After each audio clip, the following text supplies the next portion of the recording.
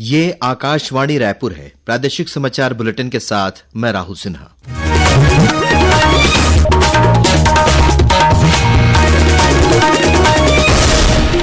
और अब पेश है आज के मुख्य समाचार। बीजापुर और कांकेर जिलों में आज हुई अलग अलग मुठभेड़ों में 30 माओवादी मारे गए, डीआरजी का एक जवान भी शहीद।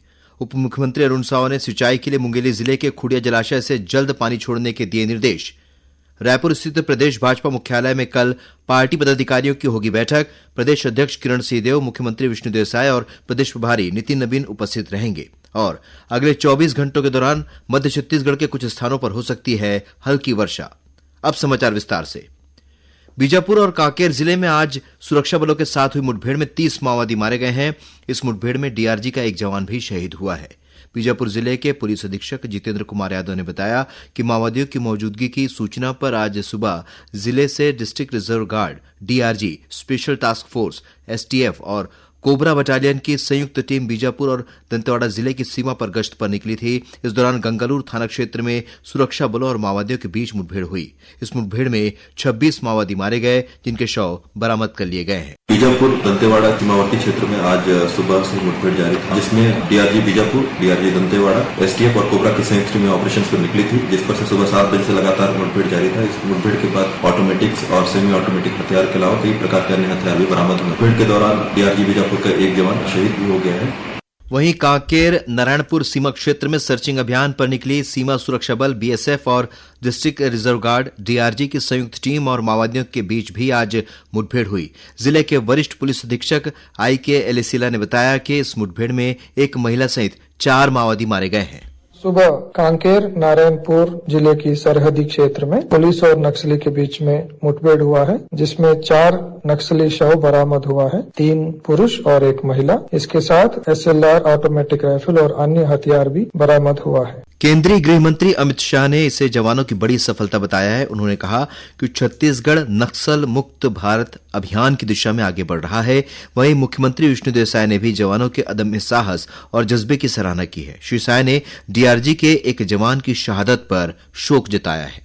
सुरक्षा बल के जवानों के साहस को नमन करते हैं। लगातार बहुत मजबूती के साथ वो लोग लड़ाई लड़ रहे हैं। वो ज्यादा समय नहीं लगने वाला है। हमारे माननीय गृह मंत्री जी का भी संकल्प है कि 31 मार्च 2026 तक पूरे देश से नक्सलवाद को समाप्त करना है और उस तेजी के साथ काम भी हो रहा है।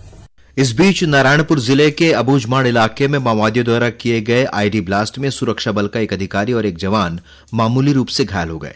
प्रारंभिक उपचार के बाद दोनों की हालत अब सामान्य बताई जा रही है। यह ब्लास्ट अबूझमाड़ इलाके में तब हुआ जब डीआरजी और एसटीएफ की संयुक्त टीम कांकेर और नारायणपुर के सीमावर्ती इलाके में माओवाद विरोधी अभियान पर थी।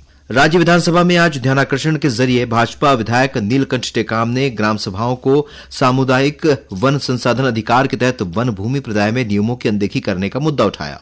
उन्होंने कहा कि कोंडागांव जिले में वन भूमि प्रदाय में नियमों की अनदेखी की वजह से जगह जगह विवाद की स्थिति निर्मित हो रही है। उन्होंने कहा कि बस्तर के माचकोट और सरगुजा के दूरदराज ग्रामीण क्षेत्रों में फर्जी तरीके से ग्राम सभाओं का आयोजन और वन क्षेत्रों का आवंटन किया गया है। जवाब में आदिम जाति विकास मंत्री रामविचार नेताम ने कहा कि कहीं से भी फर्जी ग्राम सभा की शिकायतें प्राप्त नहीं हुई हैं। उन्होंने कहा कि नियम के तहत ही वन भूमि का आवंटन किया गया। श्री नेताम ने कहा कि वे अधिकारियों को निर्देश देंगे कि ग्रामीणों के आपसी विवाद को सुलझाने का प्रयास करें। ध्यानाकर्षण के माध्यम से ही नेता प्रतिपक्ष डॉक्टर चरणदास महंत ने जैव विविधता से जुड़े मुद्दे को उठाया। उन्होंने कहा कि जैव विविधता को लेकर प्रदेश में कोई काम नहीं हुआ है। वहीं भाजपा विधायक अजय चंद्राकर ने वेटलैंड के अंदर अनधिकृत कब्जे को लेकर सवाल किया। इस पर विधानसभा अध्यक्ष डॉक्टर रमन सिंह ने विभागीय मंत्री केदार कश्यप को जैव विविधता पर विशेषज्ञों के साथ कार्यशाला कराने के निर्देश दिए। जवाब में श्री कश्यप ने कहा कि जैव विविधता को लेकर सरकार गंभीर है। उन्होंने बताया कि 12,000 से अधिक स्थानीय निकायों में जैव विविधता पंजी तैयार की जा चुकी है। ग्राम पंचायतों और वेटलैंड स्थलों पर भी काम हो रहा है। उन्होंने कहा कि आने वाले दिनों में सभी विधायकों के लिए इस विषय पर एक कार्यशाला का आयोजन किया जाएगा, जिसमें विशेषज्ञों को बुलाया जाएगा। इससे पहले राज्य विधानसभा में कल मुख्यमंत्री विष्णुदेव साय के विभागों से संबंधित 19,643 करोड़ 78 लाख रुपए की अनुदान मांग पारित की गई। अनुदान मांगों पर हुई चर्चा का जवाब देते हुए मुख्यमंत्री ने कहा कि भ्रष्टाचार पर रोक लगाने के लिए प्रदेश में 1 अप्रैल से ई ऑफिस प्रणाली लागू की जाएगी। इसके लिए बजट में 22 करोड़ 67 लाख रुपए का प्रावधान किया गया है। प्रादेशिक समाचार आप आकाशवाणी रायपुर से सुन रहे हैं। छत्तीसगढ़ की खबरों से है आपका वास्ता और खबरों की विश्वसनीयता से है हमारा वास्ता। आकाशवाणी समाचार रायपुर के प्रादेशिक समाचार बुलेटिन के साथ ही हमारे समसामयिक कार्यक्रम आप रेडियो के अलावा अपने मोबाइल पर भी सुन सकते हैं। आकाशवाणी समाचार फेसबुक, ट्विटर और यूट्यूब पर भी उपलब्ध है। हमारा Facebook page Chhattisgarh news on AIR, Twitter handle CGAIR news और हमारा यूट्यूब चैनल है छत्तीसगढ़ AIR न्यूज। तो अब रेडियो के साथ ही आपके मोबाइल के जरिए भी हम पहुंच रहे हैं आप तक। छत्तीसगढ़ की हर खबर के लिए सुनते रहिए आकाशवाणी समाचार। और अब आगे बढ़ते हैं बाकी के समाचारों की ओर। प्रधानमंत्री नरेंद्र मोदी 30 मार्च को बिलासपुर जिले के प्रवास पर रहेंगे। प्रधानमंत्री के दौरे को लेकर उप मुख्यमंत्री अरुण साव ने कल मोहभट्टा में अधिकारियों की बैठक लेकर तैयारियों की समीक्षा की। श्री साव ने 25 से 29 मार्च तक जिले में विशेष स्वच्छता अभियान चलाने के निर्देश दिए। उन्होंने स्वच्छता अभियान में नवनिर्वाचित पार्षदों, पंचों, सरपंचों और जनप्रतिनिधियों को सहभागी बनाने को कहा। श्री साव ने सभा स्थल और इसके आसपास बन रहे पार्किंग स्थल में की जा रही तैयारी का जायजा लिया तथा अधिकारियों को आवश्यक दिशा निर्देश दिए। उप मुख्यमंत्री अरुण साव ने जल संसाधन विभाग के अधिकारियों को मुंगेली जिले के खुड़िया जलाशय से जल्द पानी छोड़ने के निर्देश दिए हैं। इससे ग्रामीणों को निस्तारी के साथ ही खड़ी फसलों को बचाने में भी मदद मिलेगी। गौरतलब है कि लोरमी क्षेत्र के ग्रामीणों, जनप्रतिनिधियों और किसानों के प्रतिनिधिमंडल ने कल बिलासपुर में उप मुख्यमंत्री से मुलाकात कर खुड़िया जलाशय से निस्तारी के लिए पानी छोड़ने का आग्रह किया था। श्री साव ने इस पर संज्ञान लेते हुए अधिकारियों से कहा कि खुड़िया जलाशय से जल्द पानी छोड़ा जाएगा।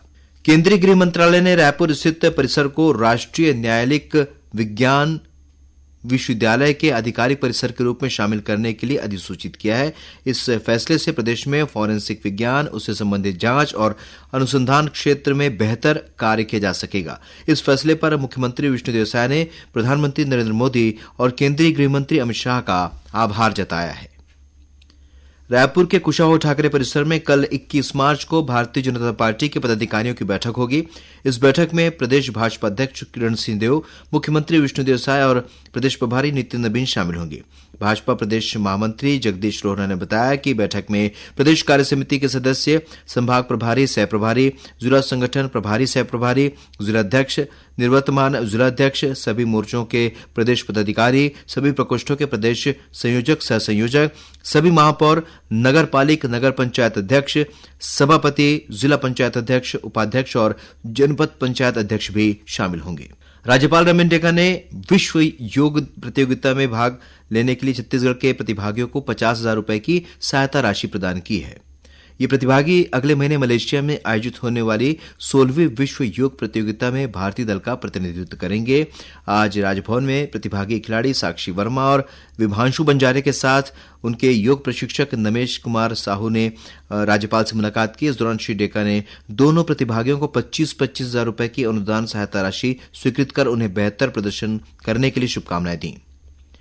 जांजगीर चांपा जिले में नगर पंचायत नवागढ़ के वार्ड क्रमांक 14 के निर्वाचित पार्षद का बीते 8 फरवरी को निधन हो गया था। इसके बाद इस वार्ड में दोबारा चुनाव कराया जा रहा है। राज्य निर्वाचन आयोग ने इसके लिए निर्वाचन कार्यक्रम जारी कर दिया है। यहां 8 अप्रैल को मतदान होगा और मतगणना 11 अप्रैल को की जाएगी। और अब पेश है मौसम का हाल। बंगाल की खाड़ी से आ रही नमी के कारण आगामी 24 घंटों के दौरान मध्य छत्तीसगढ़ के जिलों में कुछ स्थानों पर हल्की वर्षा होने के अथवा गरज चमक के साथ छींटे पड़ने की संभावना है। मौसम विज्ञानी HP चंद्रा ने बताया कि इससे प्रदेश के तापमान में कुछ गिरावट हो सकती है। की खाड़ी से प्रचुर मात्रा में नमी का आगमन प्रारंभ हो रहा है, जिसके कारण प्रदेश के मध्य भाग में कुछ स्थानों पर हल्की से मध्यम वर्षा होने अथवा गरज चमक के साथ छींटे पड़ने की संभावना है। प्रदेश के मध्य भाग में 1-2 स्थानों पर गरज चमक के साथ अंधड़ चलने और वज्रपात होने की संभावना है। और अब कुछ समाचार संक्षेप में। रायपुर जिला पंचायत के चुनाव में भाजपा समर्थित नवीन अग्रवाल ने जीत हासिल की। उन्होंने कांग्रेस समर्थित वतन चंद्राकर को 2 वोट से हराया। वहीं सुकमा जिला पंचायत के चुनाव में कांग्रेस समर्थित मंगमा सोयम ने जीत हासिल की है।